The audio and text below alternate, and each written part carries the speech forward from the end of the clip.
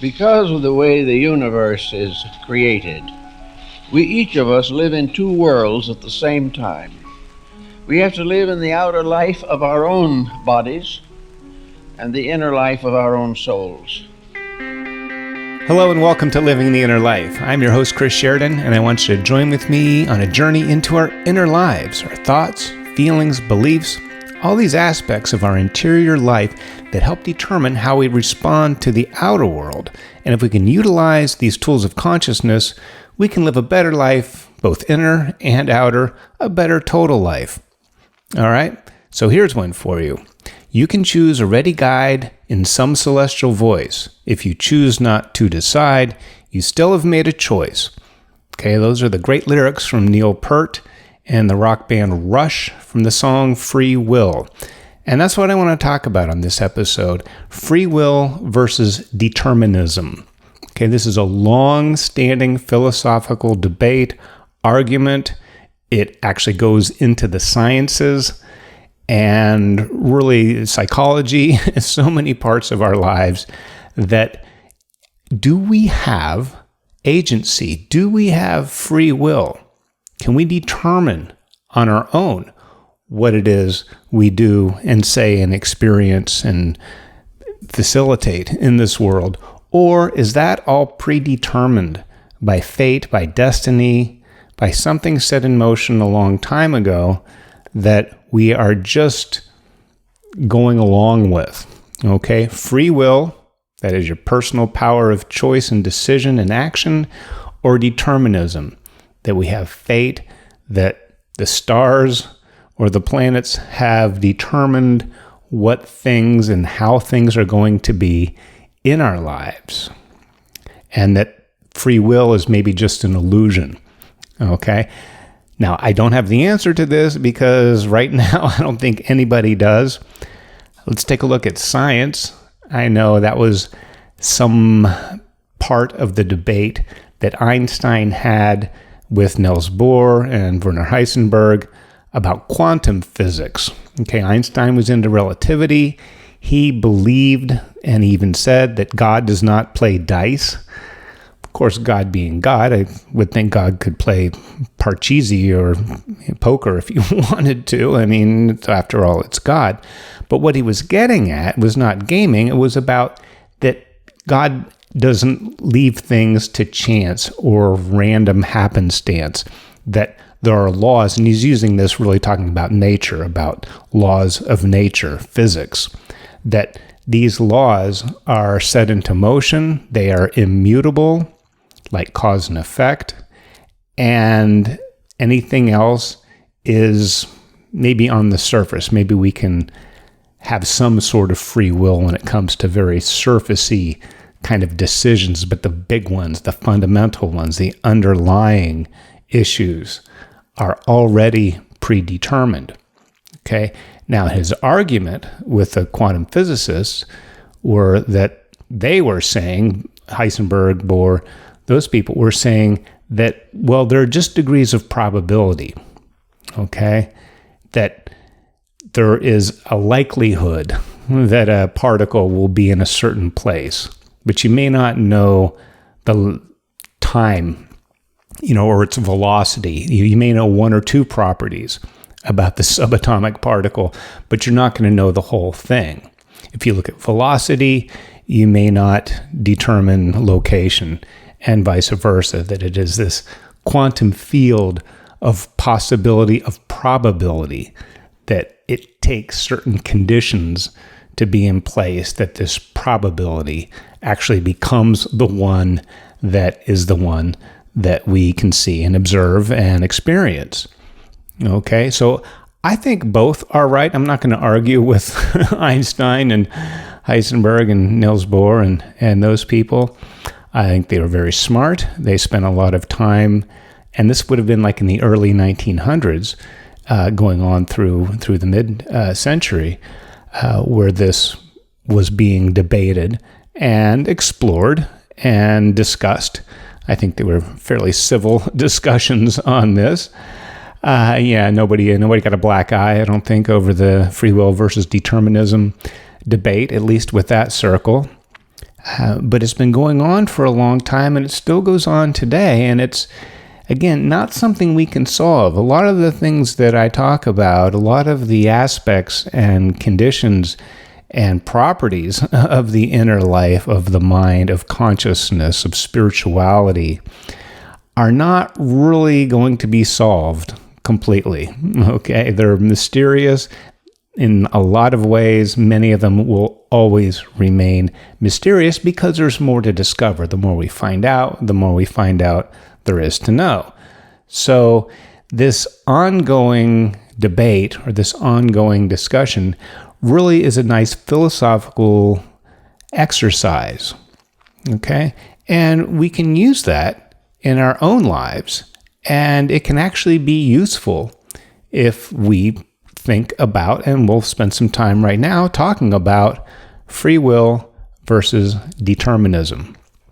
Okay, so in astrology, certainly the location and position of the planets and the stars and the sun, the moon, all these celestial objects is some way determining what your zodiac sign is, what your rising and your cardinal. I'm not really sure. I'm not an astrologer. I don't know a lot of these things, but on a surface level, that when you're born, the moment that you are born, this whole set of circumstances and likelihoods that you're going to be this kind of a way, your personality will develop this way, you might respond to things in a certain way, and I think there's generally a fair amount of truth to that. I do know people that really seem to go along with their zodiac sign, even if they're not really into this kind of a thing. Like I said, I'm not deeply into astrology. I think it's one of the great ways of inquiry and looking into ourselves that's not just left brain and rational, that it can actually bring in a more symbolic way of looking at things. And even then, there's the question of, can you defy your stars? Can you go against your astrology, this predetermination, your fate, your destiny? Can you get out of it somehow? And I think you can. If the stars are aligned a certain way when you're born, is similar to maybe the neighborhood, the culture, the family to which you were born, the time in our history when it was very different. Somebody born in the 20th century or somebody that was maybe born in the 12th century. Certainly technology and a lot of these things would have been irrelevant back then, just like some of the things 1,000 years ago were a lot more important, a lot more useful, a lot more prevalent than they are now in our modern age, because we've replaced some of those things with new things. So there can be a difference, but I'm one who believes that if it's a fortune telling or divination, I did a podcast on divination, that if the tarot cards say something, if your astrology chart says something, the I Ching, the bones, the tea leaves, I think that's a great tool for finding out maybe where you are, especially if it's concerning a particular issue or condition that you're faced with. And it will give you an idea on maybe how to approach it, on how to look at it. And it's almost like a diagnostic tool. It's like, here we are. Wow, and this is how we got here. And if we keep on doing this, this is where we'll end up. But there is where you have some free will and some wiggle room, that if everything has brought me to this point now is when I can make a change. Okay, I can learn from that astro chart or tarot card reading and use that as a thought exercise and go, well, gosh, that may be true, and that's how I'm in this position. And if I do nothing about it, I'll probably keep doing what you're doing. You're going to keep getting what you're getting.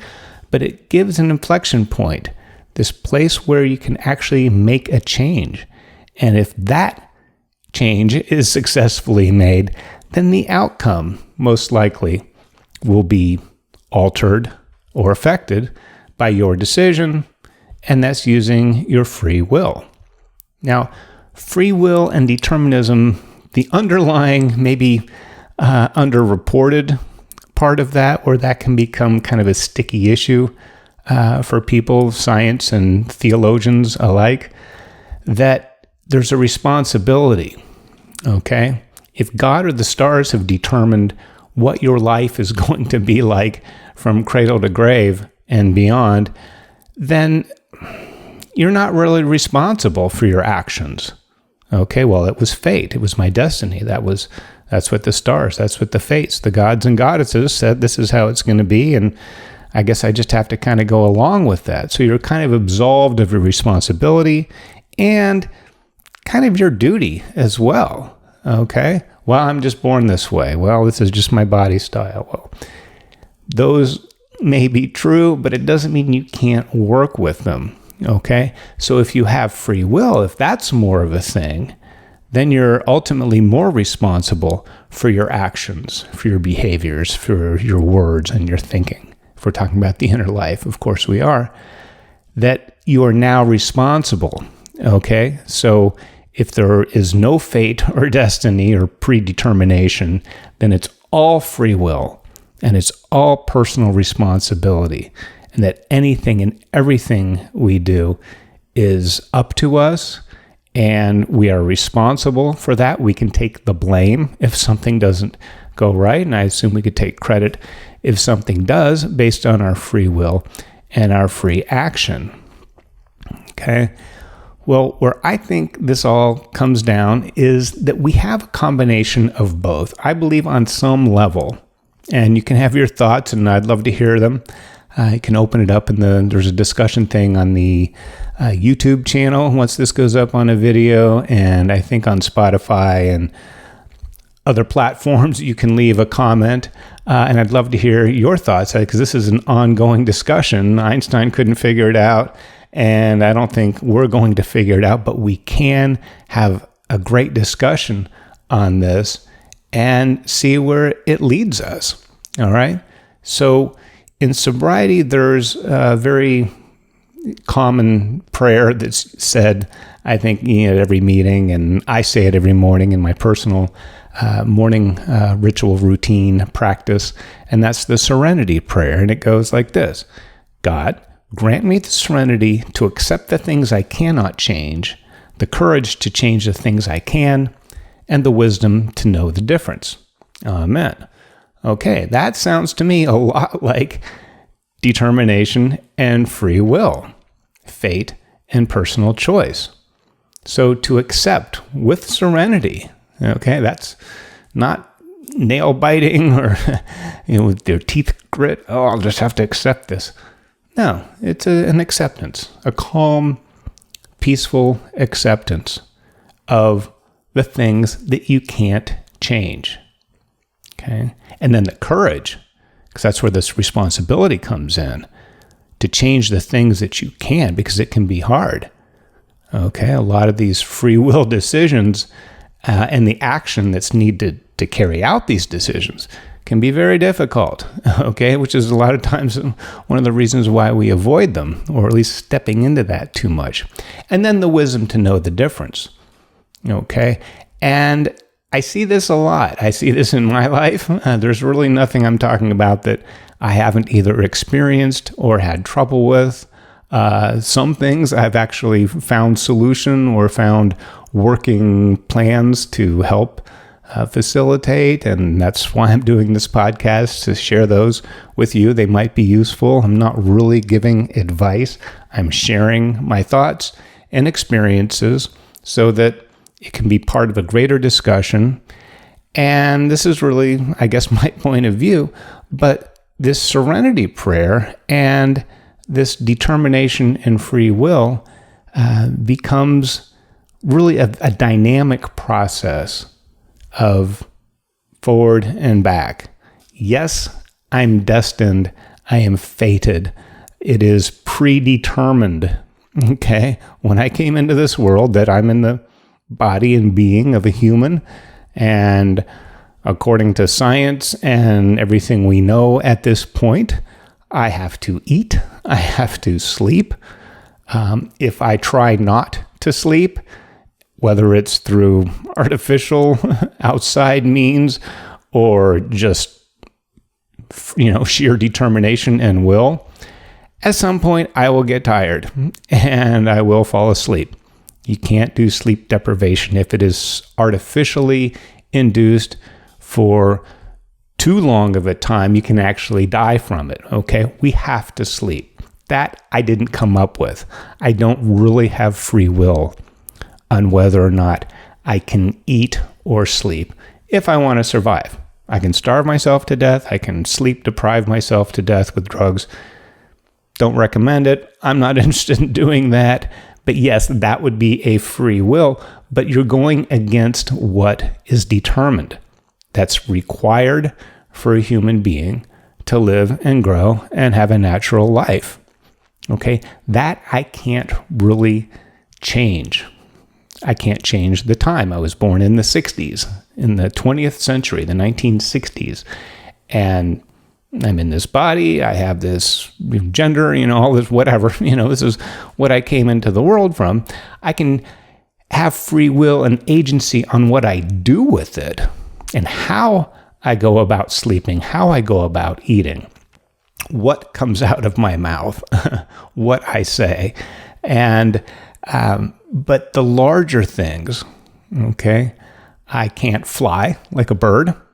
I can get in an airplane and fly, but I'm not built in the way that I can swim to the bottom of the ocean and hold my breath for 3 hours.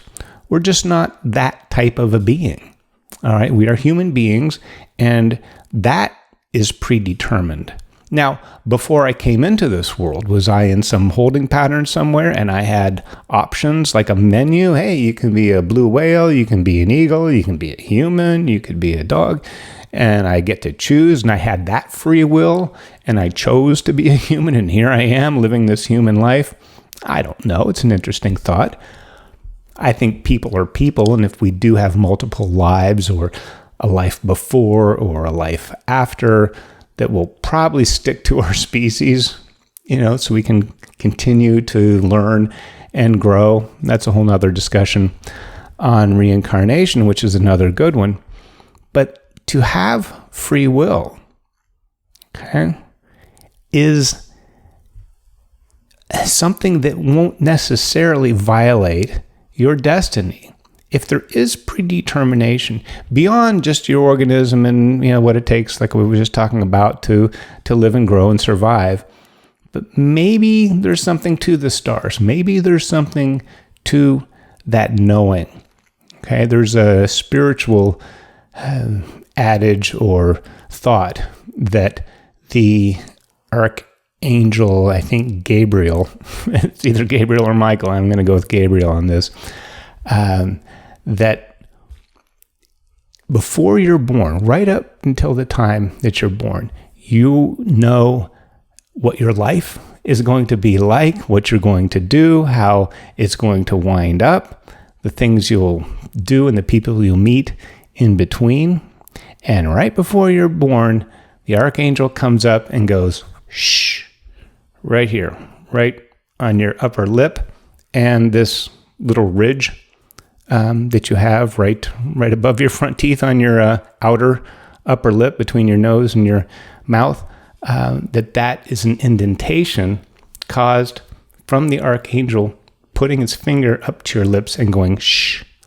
Because if we knew everything that was going to happen to us, well, there would be no mystery, there would be no spontaneity, it would be very predictable. There would be no surprise. There would be no joy, really. It would be just a kind of a mechanical, well, here's what's going to happen, and okay, and I guess that's it. You're not really playing the game. It's not fun. Even if it's artificially done, you want to have this suspension of disbelief and come into this world and learn and grow as a being. So maybe we do know at some point, maybe that's held back, maybe that's still deep down inside. Okay, and I think there's degrees of it. Okay, there may be a calling, a soul's longing that I didn't necessarily consciously, rationally conjure up, that maybe this is something in my heart, another part of the inner life, this soul life that has a longing. Now, the free will comes in when you decide to follow that destiny, to answer the call of that still small voice within, to fulfill your heart's desires, to honor your soul's longing. And that takes courage. That takes determination in the sense that you're very motivated and dedicated. But predetermined, I don't know. Even if something is laid out in a certain way, we can still have free will to some degree that will help shape the experience. Okay, and I'm thinking of a whitewater canoeing expedition that took a long time ago. The water is flowing a certain way, downstream. Nothing you can do about it. That's predetermined. Okay, if you paddle down successfully in your canoe, you're going to wind up having a good time, and there you go. If you don't do anything, chances are the canoe's going to fall over, overturn. You and your canoe will wind up downstream, but you might be in several pieces and not very good shape. Okay, the free will, this action, this agency that we have. Yes, the canoe in the water is rushing downstream, but if you paddle a certain way, if you back paddle in another part to avoid a rock, if you spin the back end around, if you hurry up and get through the rapids, or if, you want to slow down, that's free will. Okay, that is agency that we have to be able to maneuver, but you're not going against the current. Okay, that larger part is predetermined. How you go about it, whether or not you have a good time, whether it's successful, or whether or not you get injured, has to do with your skill and your knowledge and your ability to carry that out as you're paddling this canoe downstream. Okay, same with life. All right, if we do have some degree of destiny and we're able to, in some ways, know what that is, we can avoid it or we can go against it. We can try to run the other way, but it'll probably have, if it's that determined, it will have a way of knocking us back and putting us back on track, or taking us out and letting us shake off the frustration and get back into the game and maybe go about it in the way that is helping to move you toward that destiny. We can help facilitate. We can use the free will and these conscious choices and deliberate actions that we can make to help move us towards a destiny that maybe we didn't decide. You can decide to go along with it, or you can decide to go against it. Either way, you're going to wind up downstream. And I really love if we all wound up downstream with smiles on our faces and no damaged canoes or anything else as we travel along this path.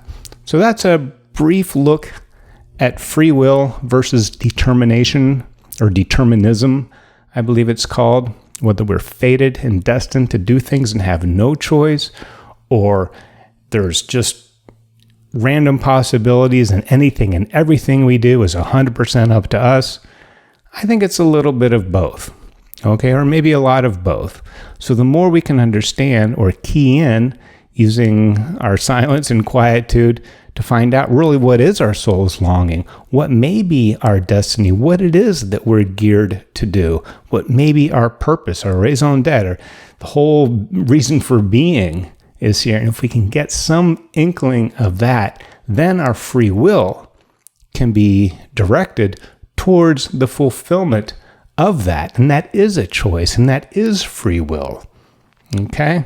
So that's free will. And whatever free will you used to tune into this podcast, I thank you for that. And we'll see you next time here on Living the Inner Life.